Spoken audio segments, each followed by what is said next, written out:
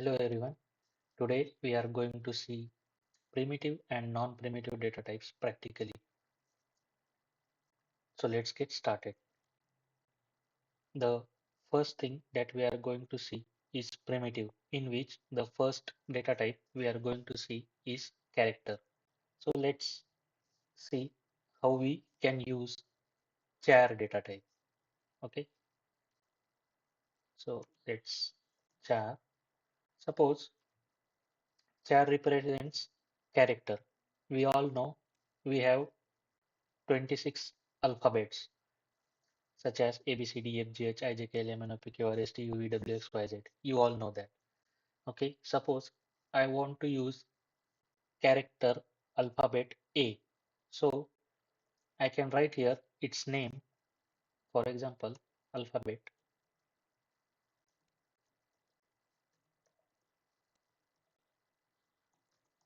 underscore A. So this is my data type. This is my variable, and I am going to give a value for this is A. Remember, we always put character in single quotes in Java. Okay. Now I'll explain you this in a little bit more way. Many times interviewer asks where exactly this character is being stored. So the answer is this character is stored in its variable. Okay.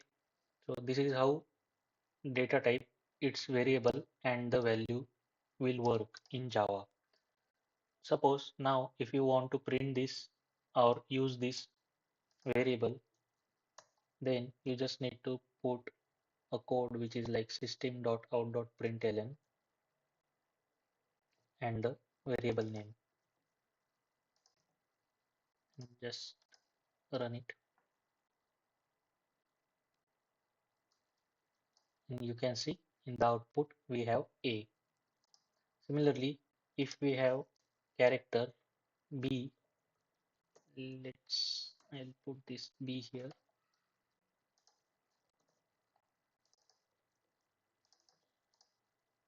Okay, then you can see in the output we received B. Let's make this as a capital B and make our answer splitted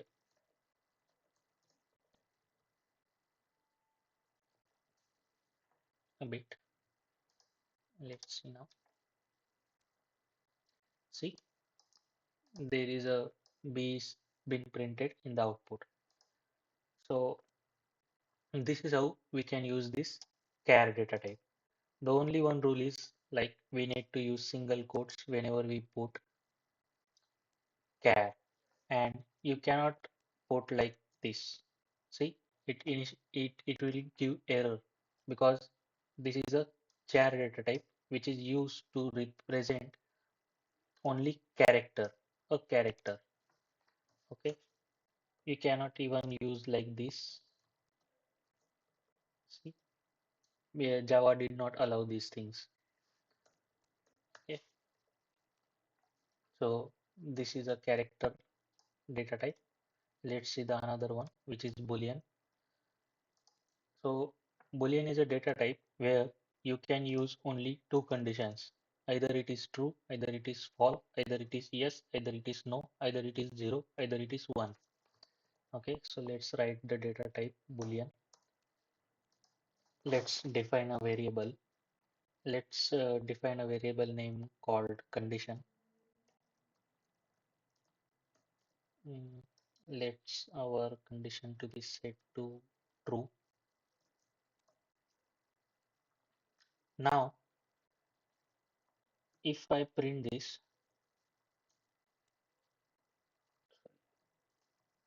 condition,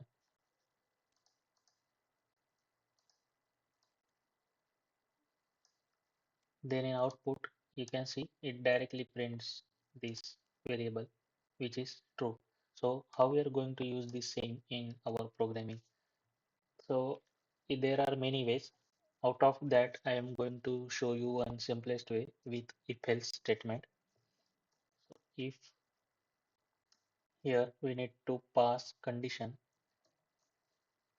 okay, and then curly braces where our actual code we need to put. So I am going to write here print true. Similarly, I am going to write else if condition, and this time I am going to use not before this condition.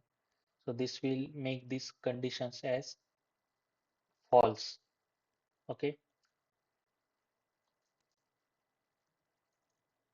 now print false. So I will give you the little description about this, whatever I written here. If if statement you are able to see here, if this condition is satisfied, then only JVM execute this thing. Okay.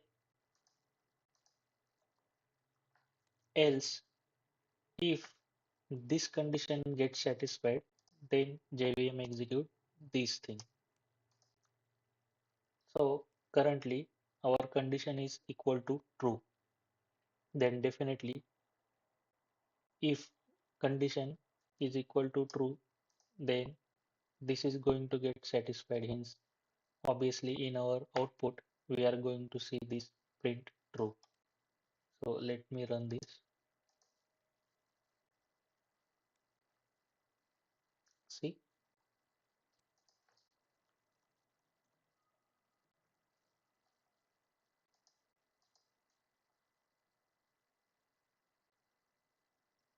see, now as soon as I change this to false, okay, my this condition will not get satisfied and this condition gets satisfied where I am going to use this not symbol.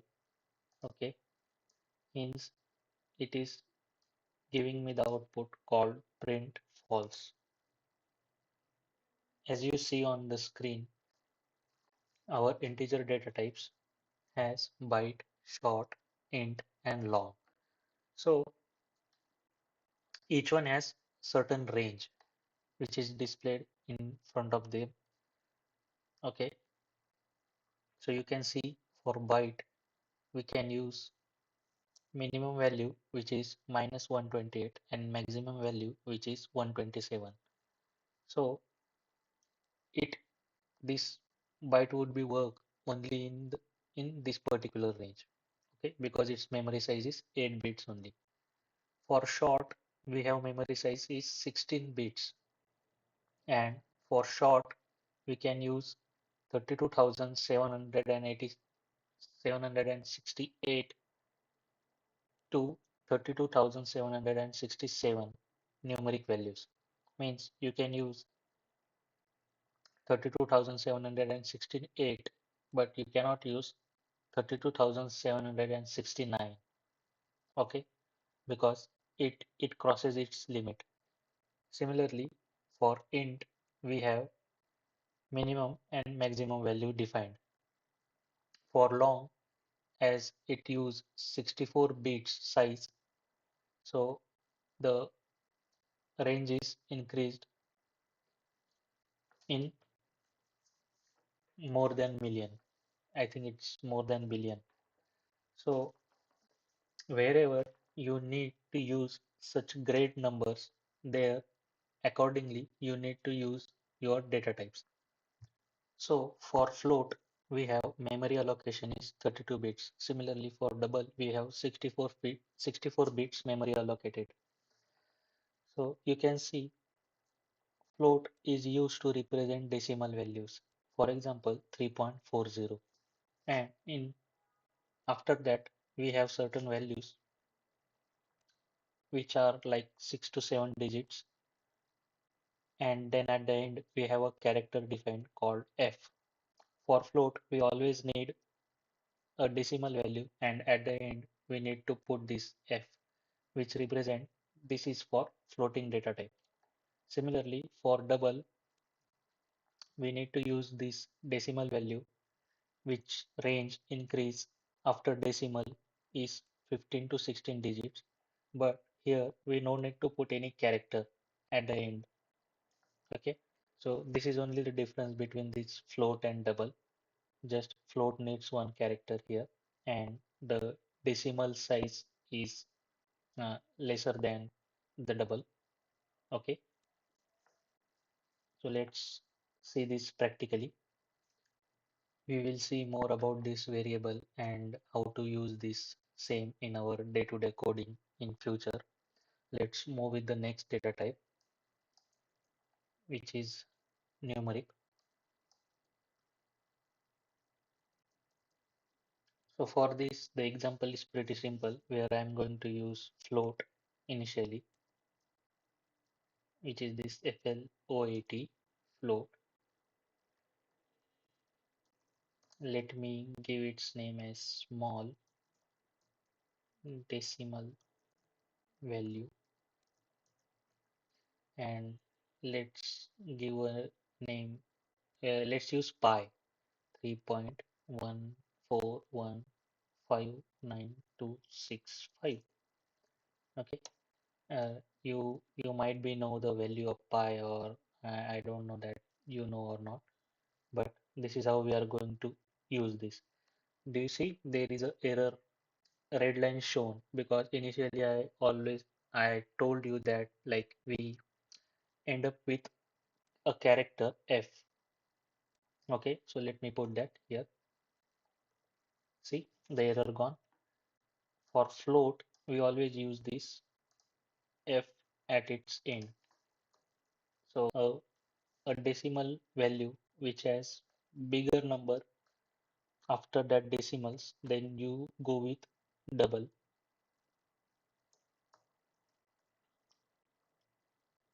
Large decimal value. Okay, so yeah, let's write similarly the pi 3.1415926589603, so 321. And here, see, in this way we can declare for float and double. You can see here there is no character is defined at the end of this double. But if you want, you can declare here. Okay, no matter if you declare or not declare, it will work for double. So let me show you by printing it. Last decimal value. Let me run this. And in the output, you are able to see the result. Okay, see, either you put here D or not, it doesn't matters for double, but for float, you definitely need this. End up with the character F.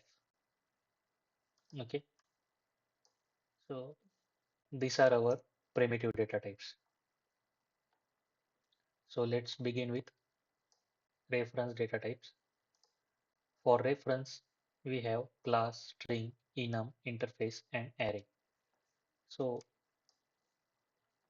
class, as you see in declaration of a Java class, you are seeing this keyword called class.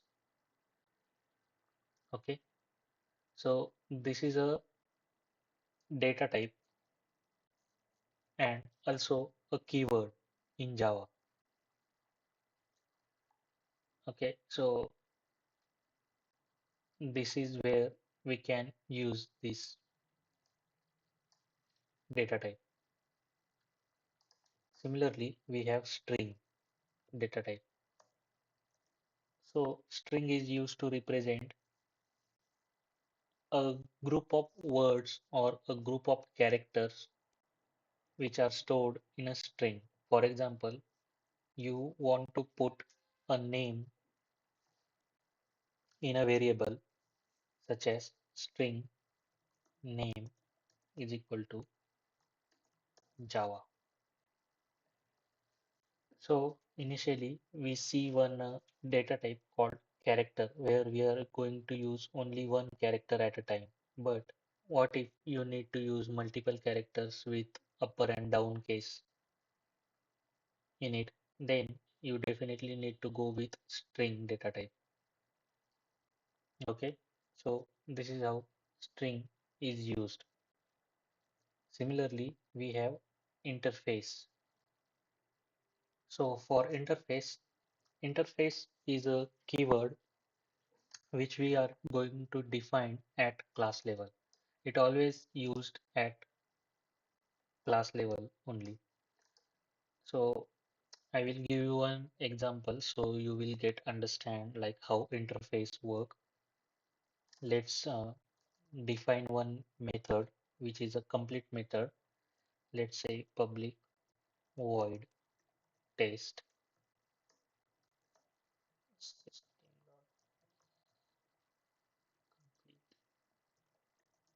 method.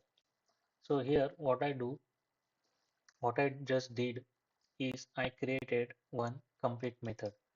So we are able to create such methods whenever we are using a class keyword. But suppose we have an interface defined. So you can see here there is a red line come below this created method because we are not able to, we cannot create complete methods inside interface. The methods inside interface are always abstract or incomplete methods. Let's so the syntax of that particular method which is incomplete for interface is in this way,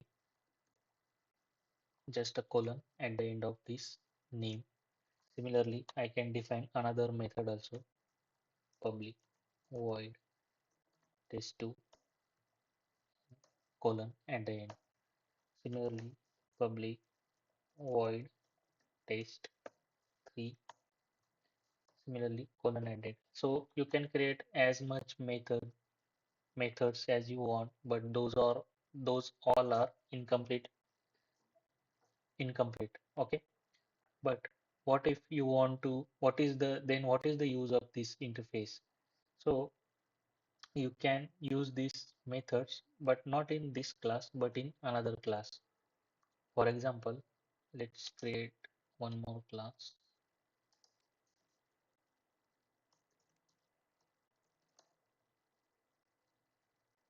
Two. I will give the name Java Learn 2. And here, as you can see, we created these methods with interface. So we can use those created methods in another class by implementing those in this class. So whenever we has interface is used, then the methods whatever we created in that particular interface, those we can implement in another class. So let's see these implements. Then we need to write Java learn. It is nothing but the name of that class. You see here a red line is coming up because we are implementing those methods here. And whenever we implement those methods here, those methods are need to be printed here in their completed form. Okay, so you can write it manually or you can just hover on the same and just click on this implement methods.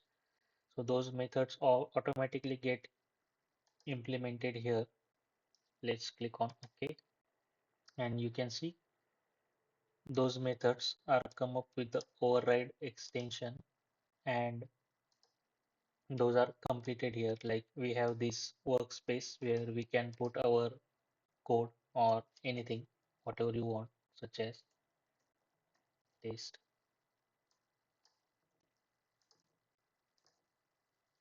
This is test 2, this is test 3. Okay, so see, these methods are automatically created, and now in this class, you can use those.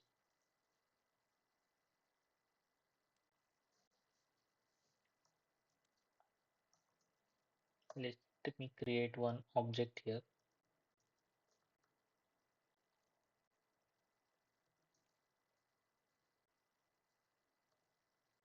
nt dot test. So we will see this in upcoming lectures. It is just a example for you guys to understand the interface. So I will tell you what's going on here and what is happening. So now just see what is going on the screen.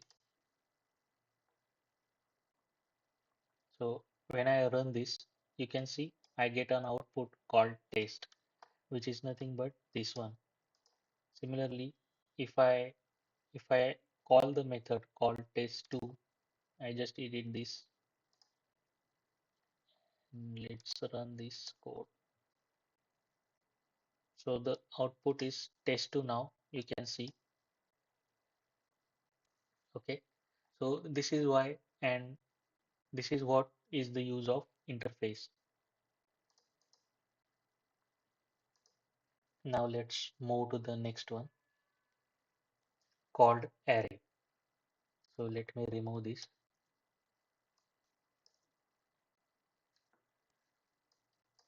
Array is a nothing but a container in which we declare some values in it. So there are two types of array. One is single dimension array and second is multi-dimension array. Today we are going to see only what is array. Okay, the array in more details we are going to see in further lectures where we are going to use them practically. So let me define an array. So an array can be defined using data types. For example, let me use one numeric data type here called int. Okay. Now I need one variable, let's say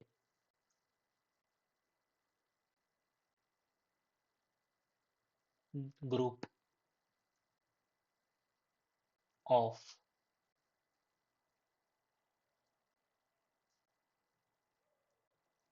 numeric values.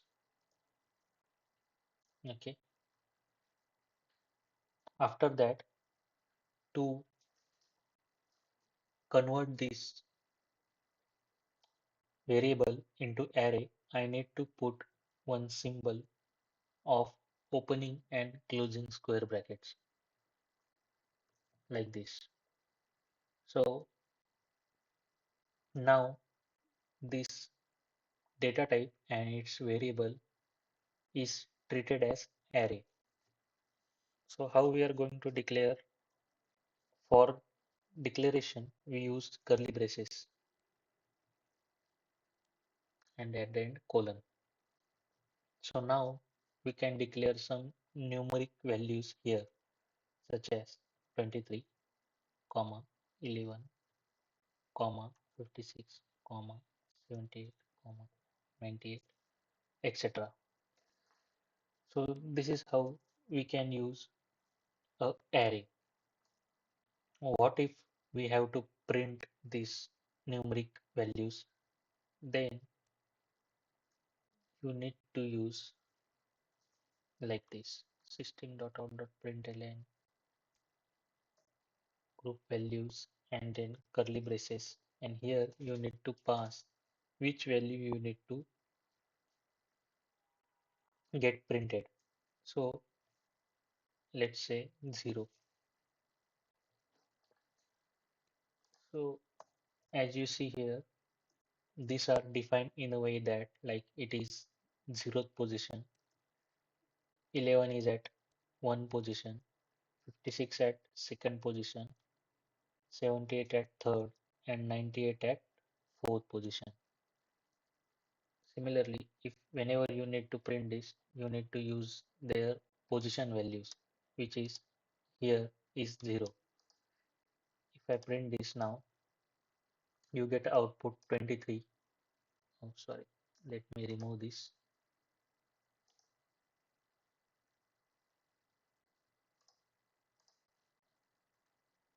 Okay, let's rerun this. You can see here we are getting output 23. Similarly, if I use 4, then the output I get is 98 because it is at 4th position 0, 1, 2, 3, and 4. Okay, let's run this. Okay, so this is how an array works. Array is nothing but a container in which we can store data. So this is only numeric values. What if we have some words or characters? Yes, those also stored in the array is nothing but a container. Just we need to change the data types such as string. Okay, let's give a simple name called weekdays, and here let's declare some weekdays: Monday,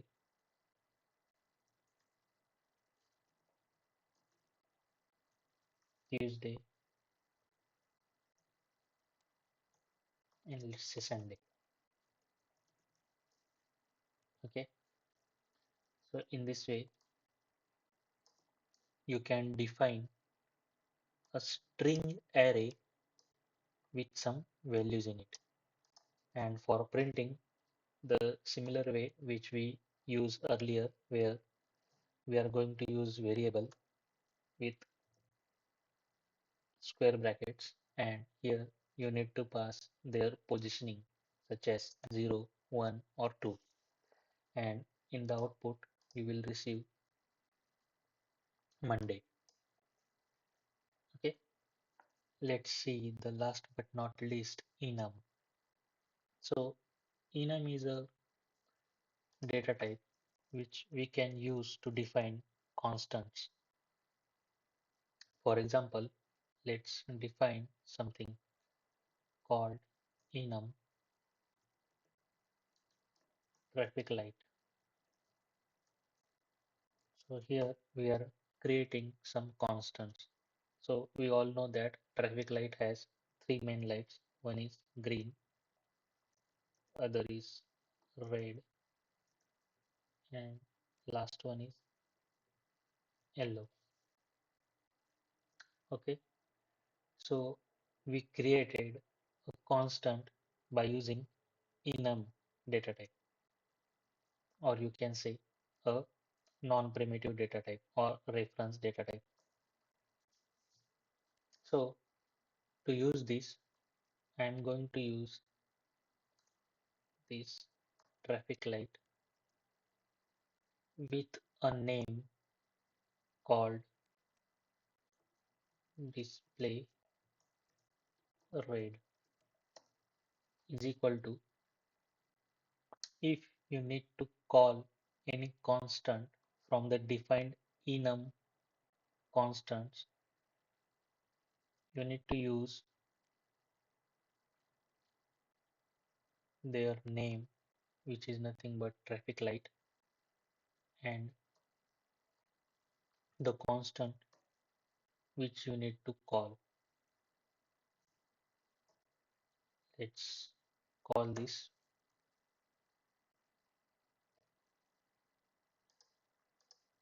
Let's run this code and let's see what is the output. So you can see here in output we have red is displayed. Similarly, if I want to print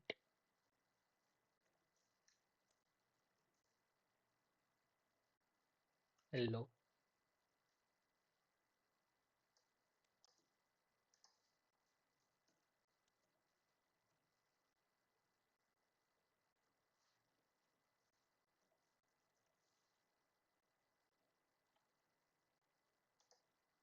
Then I need to use this code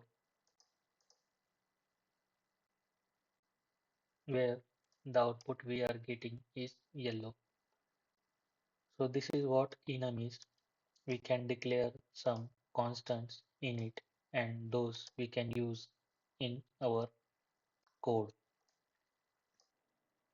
Hope you enjoyed this lecture. Catch you in the next one.